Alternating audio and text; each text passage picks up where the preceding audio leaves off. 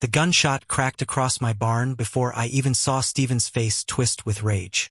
Blood soaked through my shirt as I collapsed against the fence my great-great-grandfather built. "You should have sold when I told you to," Stephen hissed, lowering the pistol with shaking hands. Sirens screamed in the distance. I smiled through the pain because I already knew he was finished. "My name is Clara Whitmore, and this farm has survived worse men than Stephen Kessler. 200 years of Whitmore blood and sweat sit in this soil, in Millbrook, Georgia.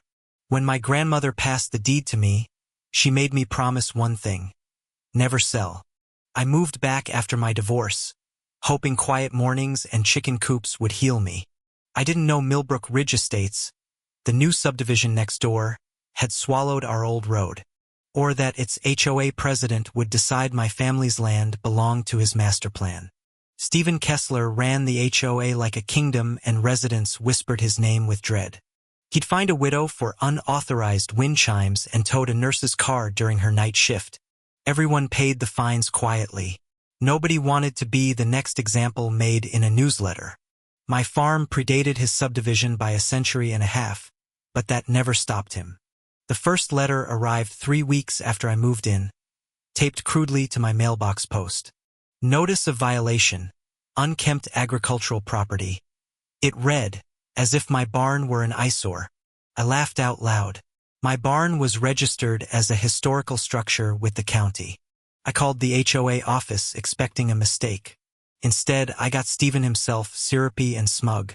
"Miss Whitmore, your property sits inside our jurisdiction boundary now. Rules apply," he said calmly. "My grandmother's deed predates your entire neighborhood," I replied. He simply laughed and hung up. I should have known then this wasn't about weeds or fences. It was about my land. Millbrook Ridge wanted to expand a golf course, and my 40 acres sat directly in the way. A week later, a surveyor accidentally trespassed onto my property, staking little orange flags everywhere. I confronted him. He shrugged and said Stephen authorized a boundary reassessment for HOA planning. That night, I started a folder. Photos, timestamps, every letter. Something told me I'd need it. My neighbor, an elderly rancher named Earl, warned me Stephen had run off 3 families already. "They didn't fight," Earl said. "You look like the fighting kind, Clara." He wasn't wrong. The fines escalated fast. $200 for improper fencing, then $500 for livestock noise. My chickens, apparently, violated a noise ordinance that didn't exist when the HOA charter was written. I requested the charter. The office couldn't locate the original document. Convenient, I thought. Then Stephen showed up personally, uninvited, walking my property like he already owned it. "This land could be beautiful," he said, gesturing at my barn like it disgusted him. "It already is," I said. He smiled the smile of a man used to getting his way. He offered to help me sell, quoting a price laughably below market value for prime acreage. I declined. His jaw tightened, and for the first time, I saw something colder behind his eyes. "You'll regret this," he said quietly, then walked back to his gleaming white truck. That week, someone cut my fence line, letting 3 goats wander onto the golf course under construction. The HOA fined me $800 for livestock trespass before I even knew they'd escaped. I filed a police report about the cut fence. The deputy shrugged. No cameras, no witnesses. But I had my own camera now, hidden in the old oak by the north pasture. A month passed with relentless fines, warnings, and compliance deadlines stacking on my kitchen table. I hired a lawyer, Priya Anand, who specialized in property disputes against overreaching HOAs. "This charter doesn't apply to pre-existing agricultural parcels," she said, reading the bylaws twice. "Then why is he enforcing it?" I asked. "Because nobody's stopped him yet," she answered. Priya suggested we quietly gather evidence before confronting Stephen with legal firepower. I agreed. Quiet felt safer, and honestly, I wanted to see how deep this went first. That's when Melinda, the HOA's timid secretary, slipped me a manila envelope in a parking lot. "I can't keep doing this," she whispered and disappeared before I could ask what this meant. Inside were meeting minutes proving Stephen forged board votes to fast-track the golf course expansion. My property, according to internal maps, was already labeled Phase 3 acquisition before I'd even moved back. The betrayal stung more than any fine. This was never about rules. It was a land grab. Priya's eyes widened reading the documents. This isn't just an HOA violation. This is fraud. We decided to keep collecting quietly instead of confronting him, letting Stephen dig his own grave. 2 nights later, my barn camera caught someone in a hoodie sneaking near my chicken coop. The footage was grainy, but the truck in the background matched Stephen's assistant's license plate. I didn't sleep that night, replaying the footage, wondering how far he'd actually go. The next morning, my prize rooster was dead, laid deliberately on my porch steps. A note beside it read, "Sell now or lose everything, one piece at a time." I called Priya at 6 a.m. "We go public," I said. "Not yet," she warned. "Not without proof." Little did I know, the proof I needed was already circling back toward me. Melinda called again, this time crying. "Stephen knows someone's been talking. He's furious," she said. I asked her to meet again, somewhere safe, away from Millbrook Ridge and its watching eyes. She agreed, but hours later, she stopped answering her phone entirely. My stomach turned cold. Earl told me Melinda's car hadn't left her driveway in 2 days. Nobody had seen her. Priya urged caution. "If something happened to her, we need police, not vigilante instincts," she said. I reported her missing myself, since her own family seemed strangely reluctant to make noise. 12 hours later, Melinda resurfaced, shaken, claiming she'd simply gone to her sister's to rest. But her eyes told a different story when she looked at me across the diner booth. "He threatened my job, my kid's school placement, everything," she whispered. "I can't help anymore." I didn't push her. Fear like that doesn't respond to pressure. It needs safety first. Instead, I doubled down on my own evidence, installing 3 more cameras around the property line. Stephen, meanwhile, escalated publicly, posting a community newsletter labeling me a difficult, non-compliant resident. Neighbors I'd never met started giving me sympathetic looks at the grocery store. Word had spread. One neighbor, Tom, admitted quietly that Stephen forced his family to repaint their entire house twice. Another, Dana, said Stephen towed her car the same week her husband was diagnosed with cancer. A pattern emerged. Anyone who resisted Stephen faced escalating cruelty disguised as policy enforcement. I started a private group chat, cautiously, with residents willing to compare notes and fines. Within days, 14 people joined, each with a folder like mine dated back years. We realized Stephen wasn't just abusing power. He was building a financial empire off manufactured fines. Fine revenue funneled into a beautification fund that somehow financed his personal truck upgrades. Priya filed a formal records request with the county, demanding the HOA's full financial disclosure. Stephen's response was swift. A lawsuit threat against me for defamation and harassment. "He's bluffing," Priya said. "A man that's scared of discovery doesn't sue. He silences." That night, my barn camera caught a truck circling twice before speeding off into darkness. I barely slept, gripping my grandmother's old shotgun, wondering what line Stephen would cross next. Then, unexpectedly, my ex-husband called. "I saw the newsletter. Are you okay?" he asked, genuinely worried. We hadn't spoken kindly in over a year, but crisis has a way of softening old wounds. He offered to help however he could, and for once, I let someone else carry weight too. Meanwhile, the county records office confirmed something staggering. The HOA charter Stephen used was expired. It had lapsed 18 months earlier and was never legally renewed by proper board vote. Every fine, every violation notice issued during that window was, technically, completely unenforceable. Priya's smile that day was the first genuine one I'd seen from her in weeks. "He's been extorting an entire neighborhood under an expired charter," she said. "That's fraud, Clara." We decided to hold this card close, letting him escalate just enough to hang himself. Stephen, unaware, scheduled an emergency board meeting to formally seize my property for code violations. The irony wasn't lost on me. He was about to enforce rules that no longer existed. The night before the meeting, Melinda finally broke, sending me a single text, "Check the safe." "What safe?" I replied, but she never answered again. My hands trembled reading those two words.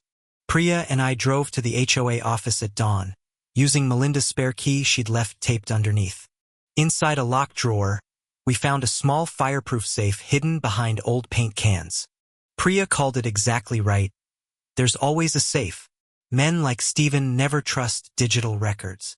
We couldn't open it legally without a warrant, so we photographed everything and called the sheriff. Detective Ruiz arrived within the hour, intrigued by fraud allegations tied to public HOA funds. He secured the office as a scene, citing possible embezzlement pending further financial investigation. Stephen arrived furious, screaming about illegal search, unaware the sheriff already had probable cause. "This is my office," he shouted. "Not anymore," Ruiz replied calmly, holding up the warrant. For the first time, I watched real fear flicker across Stephen Kessler's face. That evening, forensic accountants confirmed the HOA had misappropriated nearly $400,000 in fines. Stephen's personal accounts showed suspicious transfers timed suspiciously close to each of my violation notices. The golf course expansion, it turned out, was a shell project funneling money to a developer friend. My Phase 3 acquisition land was slated to be resold at triple value once rezoned. Every threat, every fine, every dead rooster suddenly made brutal, calculated sense. Priya filed an emergency injunction, halting all HOA enforcement actions against every resident immediately. The 14 of us in the group chat became 18 overnight as news spread through Millbrook. Stephen, cornered, tried a new tactic, painting himself as the real victim of a witch hunt. He gave a tearful local news interview, claiming residents were jealous of his vision for the community. It might have worked if Melinda hadn't finally agreed to speak with investigators the next morning. She revealed the forged board votes, the expired charter, and years of quiet intimidation tactics. Her testimony placed Stephen directly at the center of a criminal enterprise disguised as governance. Just when we thought the walls were closing fast enough, Stephen vanished from public view entirely. 2 days passed with no sign of him at the office, his home, or his usual haunts. Detective Ruiz issued a warrant for his arrest on embezzlement and fraud charges, effective immediately.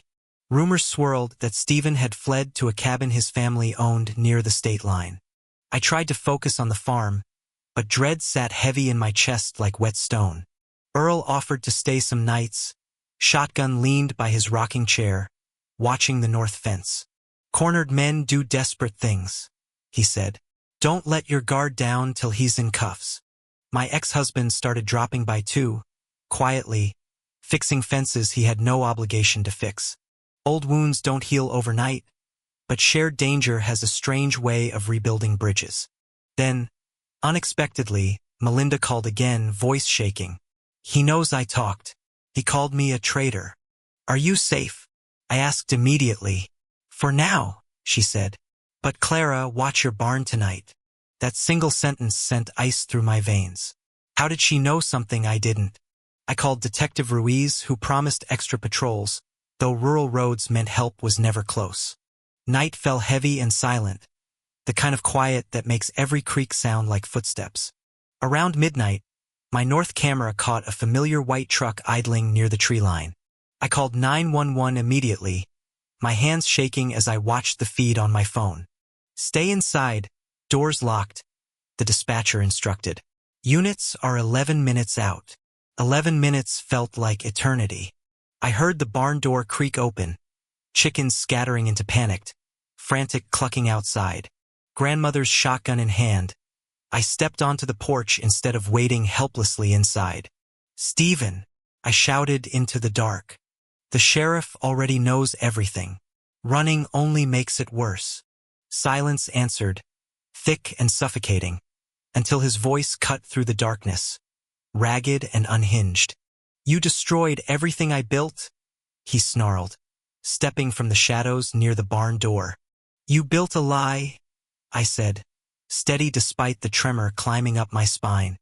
He raised his pistol and everything narrowed to that single moment stretching impossibly long. This farm should be a fairway by now, he spat, finger tightening around the trigger.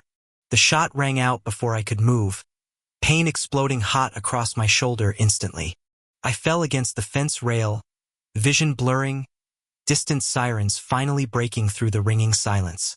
Stephen stood frozen, staring at the gun like it had fired itself, horror dawning on his face. You should have sold when I told you to, he muttered, echoing words from months earlier. Headlights swept across the yard as 3 cruisers roared up my long gravel driveway. Stephen dropped the weapon instantly, hands rising, all his earlier bravado evaporating into raw panic. Deputies swarmed the yard, one pressing a jacket hard against my bleeding shoulder immediately. Stay with me, Clara, a young deputy urged, and I focused hard on staying awake. Stephen was cuffed roughly, screaming that it was self-defense, that I had threatened him first. My own camera footage, streaming live to the cloud, told a very different, undeniable story. The ambulance ride blurred into fragments. Sirens, pressure, Earl's worried face, Priya's furious phone calls. At the hospital, doctors confirmed the bullet missed anything vital by less than an inch. You're lucky, the surgeon said.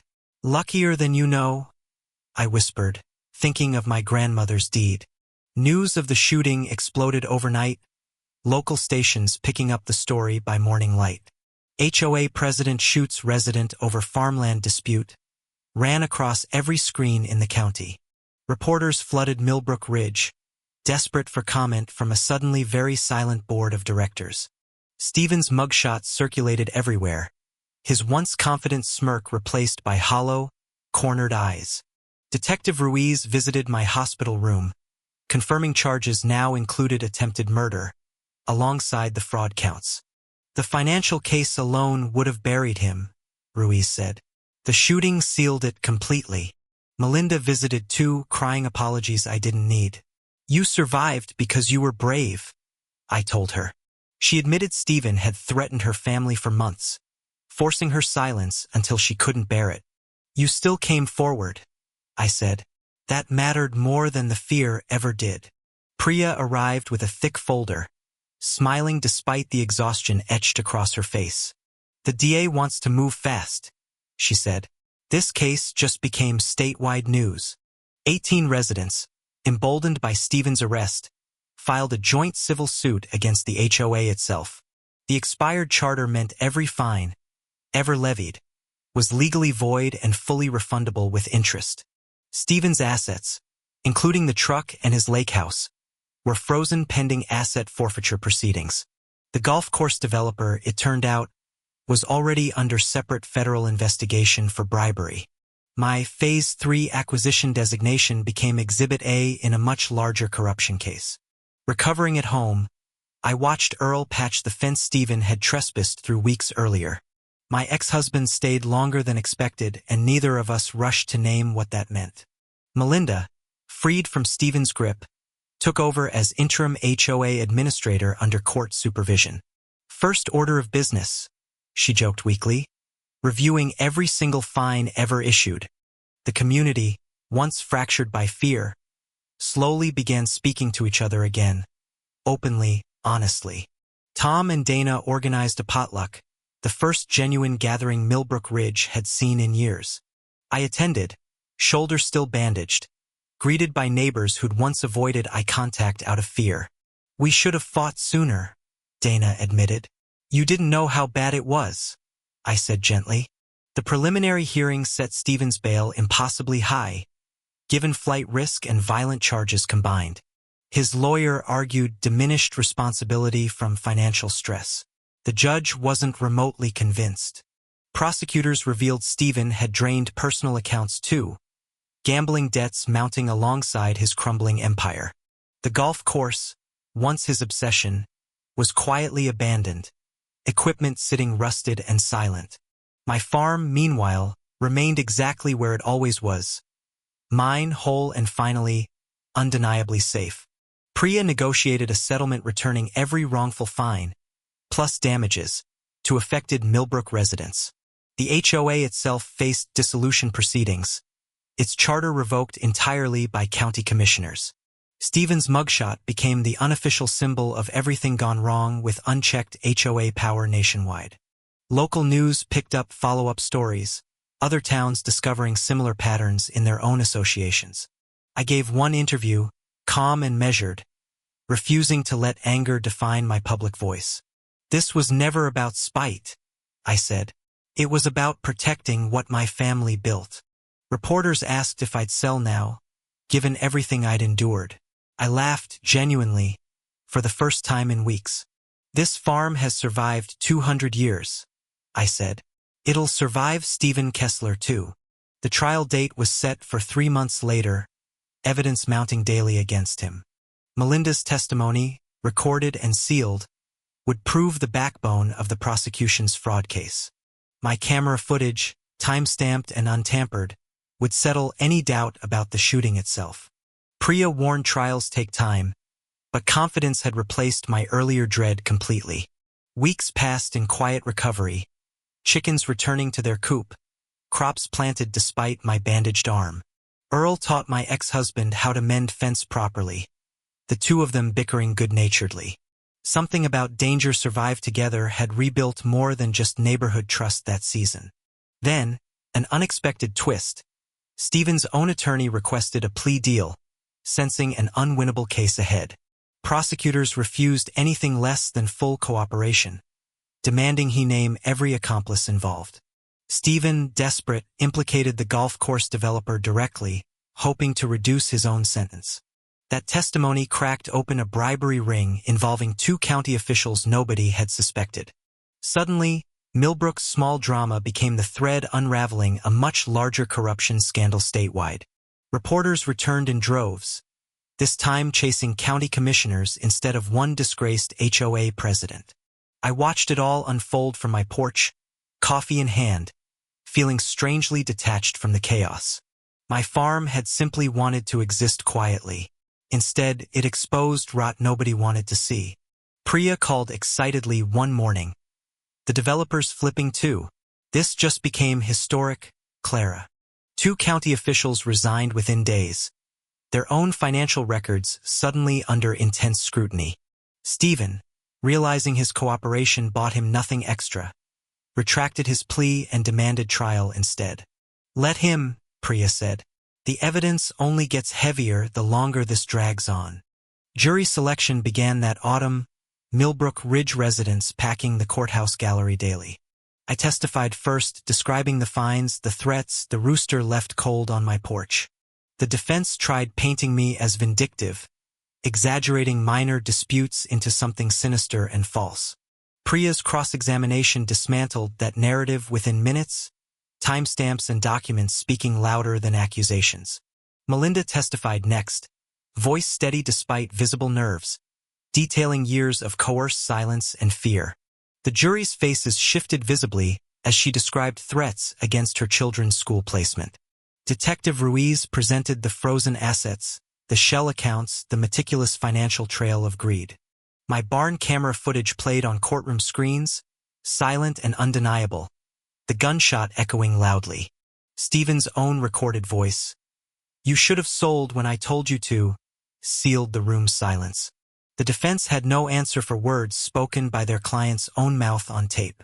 Closing arguments stretched 3 hours, the prosecutor calling Stephen a man who mistook fear for authority. The jury deliberated only 6 hours before returning with a verdict that shook the courtroom. Guilty on all counts. Attempted murder, fraud, embezzlement, and conspiracy to commit extortion.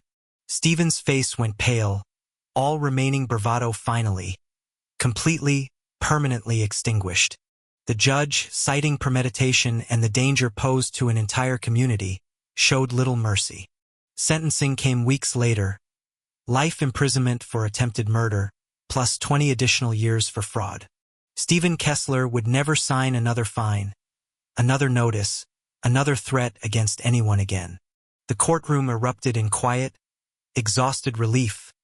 18 months of fear finally, fully over.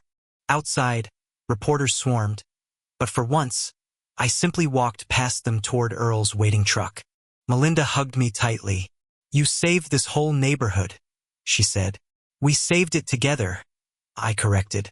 The HOA dissolved formally that winter, Millbrook Ridge residents forming a simple voluntary community group instead. No fines, no forced enforcement, no man drunk on borrowed authority over other people's homes. My shoulder healed slowly, leaving a scar I chose to see as a mark of survival. My ex-husband asked, quietly one evening, if he could stay longer than just helping with fences. I said yes, cautiously, choosing forgiveness not because it was easy, but because I'd earned peace. The farm stood exactly as it always had. 200 years old, unbroken, undeniably mine. Some men mistake land for power. Stephen Kessler learned, too late, that some roots never break.